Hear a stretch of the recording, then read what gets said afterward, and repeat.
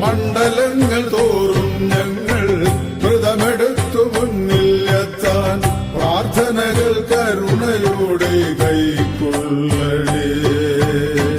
മണ്ഡലങ്ങൾ തോറും ഞങ്ങൾ വ്രതമെടുത്തു മുന്നിൽ എത്താൻ പ്രാർത്ഥനകൾ കരുണയോടെ കൈക്കൊള്ളണേ. ഭക്ത കാമനകൾ സാർത്ഥകമായി തീരണമേ.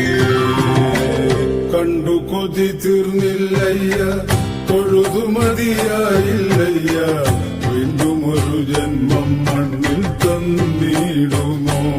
അന്നും സ്വാമി പാദദാസനാകാൻ വര